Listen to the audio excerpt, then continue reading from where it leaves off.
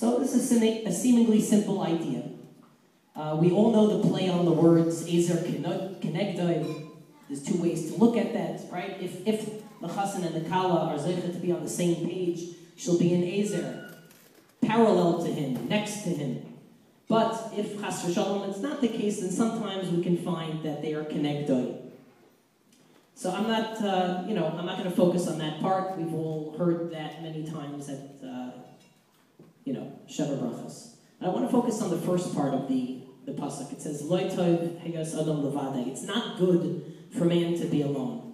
That leads really to the question. It seems like obvious. Okay, it's not good for a person to be alone, but really, why isn't it good for a person to be alone? What is Hashem trying to say? What was he concerned about? The simple pshat is that Hashem wanted to give somebody to help each other out. People should help each other out. Hashem created a woman to help out her husband.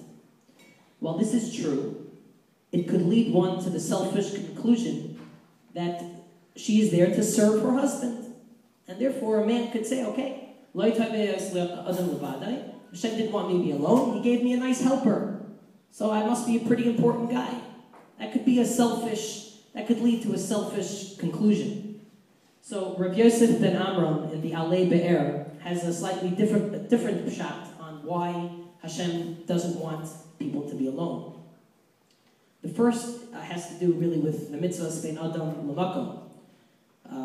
If all man were to see was himself, and he wouldn't have anybody around him, he wouldn't have his wife, he wouldn't have other people to help him out, he would become very self-absorbed, and he would forget. That would lead to gaiva, haughtiness, and he would forget that he's really there to serve Hashem. There's a higher purpose than himself. So it was necessary in order to preserve spirituality that Hashem create man with somebody next to him, so a person always realizes he's not alone. It's not only about you, it's about others, and that leads a person to think, wait, if it's not only about me, it's about others, there must be a purpose here, I can't be too self-centered, I have to, that's right, I'm here to serve Hashem. So, kind of looking at each other, we kind of reach a conclusion of Bin Adam L'Makom, that's really what it's all about. And the second similar idea is if man were only to see himself and didn't have somebody else next to him, so there would be no opportunity for him to do kindness and chesed, and therefore he would be lacking in the mitzvahs bein adam l'makom. So it's not only about mitzvahs bein adam l'chaver, it's mitzvahs bein adam l'makom. When I saw this pshat, it reminded me of the famous story of the guy who approached Hillel and asked him, Rebbe, teach me Torah al regal achas. And the answer that was given is v'ahavta l'reacha kamocha. Not exactly those words, but that was the idea. V'ahavta l'reacha kamocha. That's the mitzvah that's representative of the entire Torah. Love your neighbor as you love yourself. And the famous question that's sometimes asked is, wait a minute, that only represents the mitzvah bein adam l'chaver. What about the mitzvah bein adam l'makom? How is v'ahavta l'reacha kamocha representative of the other half of the Torah, of the other half of the luchos, of bein adam l'makom? And the answer is that these two are intertwined, they're connected, they're inherently connected, that bein adam l'chaver brings a person to bein adam l'makom. And a person really can't succeed in one without the other. And so I guess that's the bracha that I'd like to give on behalf of everybody here to the Chassan Kala, to Chayla, to Aaron, is that obviously you should be an Ezer Kenegdoi in the positive sense. You should help each other out, but also it should serve you to, may you be zeicha to build a bayis and Yisrael that where you're constantly improving on your mitzvahs bein adam l'makom, you're constantly improving on your mitzvahs bein adam l'chaveroi, you provide chesed for each other, and you grow in your yiras shamayim. One last point. I just realized another reason why I probably should have spoken tonight is hakaras hatov. First of all, I have hakaras hatov, all kidding aside, to Aunt Yafa and Uncle Nassan, who are you're the fortunate grandchildren of some of the most amazing people that I've ever met. That's another thing. I also have tremendous hakaras hatov to Danielle, who's equally amazing in many ways. both as a mentor, both as an accountant, both as an employer, and even as the formulator of the Shita Pita. And finally, I'd also have even to the Kala, Chayla, for keeping it quiet when I taught you, and you didn't tell everybody in the class that I was related to Daniel and I was related to you, and that preserved the sense of professionalism that we try to incorporate at Kodesh. Mazel tov.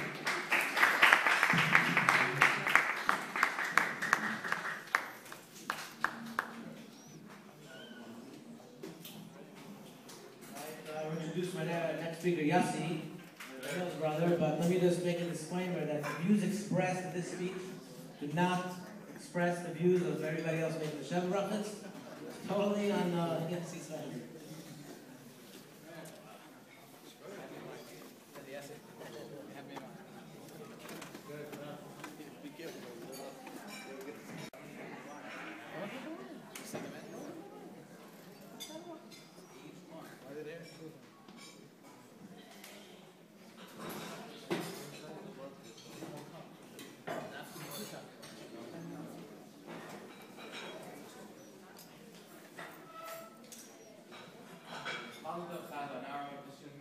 Everybody else. My name is Yossi, better known as Maurice to some others. I want to start by thanking everyone who made the Sheva Brochos possible. And by everyone, I mean Ari and Yisrael.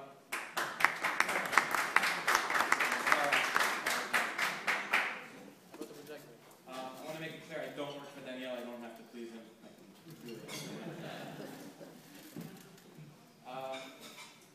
As the youngest in my family, I'm used to being forced to do things that I don't necessarily want to do. Truthfully, I did not volunteer to speak tonight. Rather, I was gently coerced by 6 large bearded men whose last names may or may not be Bauman. For those of you who don't know the Bauman family, we're pretty unique. Starting with the role of our favorite oldest brother, Daniel. Because Kyla is the oldest in her family, so Aaron was trying to determine what kind of father-in-law Daniel's going to be. Considering he's been acting father-in-law for our family for the last 30 years, I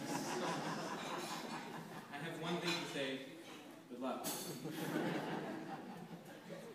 The truth is, in order to determine if you have a good father-in-law, you need to look for certain traits. Generally, if they seem too nice, you might have a problem. Baruch Hashem, in your case, you're good. Over the years, Daniel has really served as a role model in our family. He's always demonstrated how to stand up for what you believe, while at the same time relaying his point gently and with a caring touch so as not to offend anyone. In all seriousness, Daniel and Essie have brought up amazing children. Despite our different philosophy on certain issues, I've always been in awe of Daniel's parenting skills. Each and every one of the children has a certain thing to them. You can really see the goodness and wholesomeness in each and every one of the children, starting with Chayla. They're always the ones who are offering to help, the ones who come to visit Baba every week. Even after the Seder at 3 o'clock in the morning when everyone's exhausted and trying to sleep, without any pressure from Daniel whatsoever, they're there to clean up. As is the case in most families, it starts from the top. Just as Daniel is our role model, Chayla is the role model in her family. As a matter of fact, pretty sure she was the first one to participate in the famous Bauman family memorize everything you possibly can frenzy. I don't know exactly what it is that they're memorizing. I just know every time I'm in their house, they're asking me to test them on something. If I'm not mistaken, Chayla remembered the entire Tehillim when she was like 6 months old. Pretty sure. It's interesting to note how Chayla and Aram are translating their Torah upbringing into their new life. They just got married last night and they're already starting to lead their life with Torah. The Mishnah in Avos says that Shlosh Devarim Aymed Al Torah V'Avodah Al Gemilas Chasadim. So what I understand, Aaron will be learning. Chayla is going to be working, and the in-laws will be doing the Gemilas Chasadim. I personally think one of the most important qualities that you can have in a marriage is to be an optimist. Be able to look at the bright side of things in life and be positive. Life is really that much better. I want to share a little story that demonstrates how positive Chayla really is. I don't know if anyone here knows, but Kyle actually works in the large florist. I'm not sure if you've heard about it. A few weeks ago, someone called the store and made an order for a bouquet of flowers to be sent to a friend as a housewarming gift in celebration of them buying a new house. The customer requested the flowers to be sent with a card that says, "Congratulations on your new location." So Kyle went to work, arranging a beautiful bouquet of flowers and sent them to the requested address.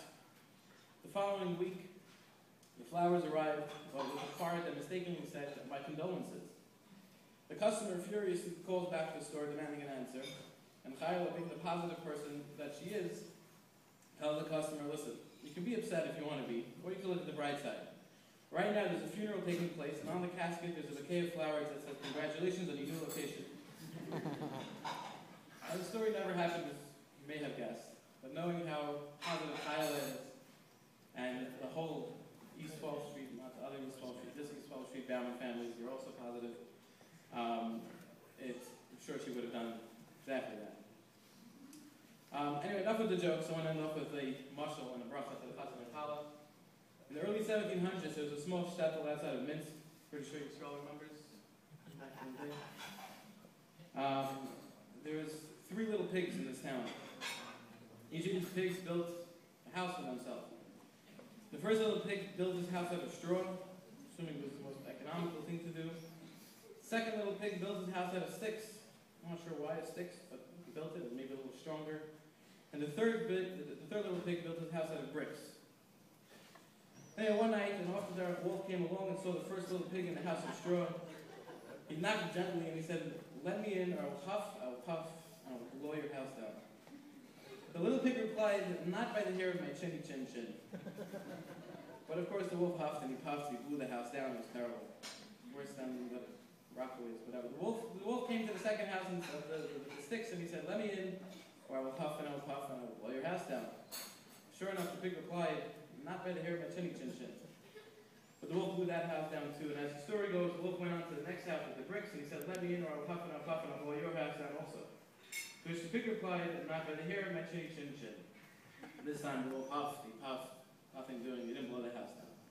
Our bracha to Chayla and Aaron is to take advantage of the in-laws B'milas Chasadim and build a bayis Someone be Yisrael like the brick house. Bring up as many little healthy pigs as possible. And then be a girl, Mazel Tov, your homies for toning down all the rest. Mazel Tov.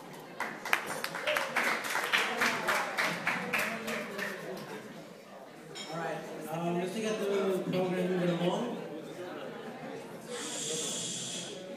you could all direct your attention to this big white screen in the front of the room with the Chassan and Kala and everybody will situate the seats there so you can see it. We want to thank Ari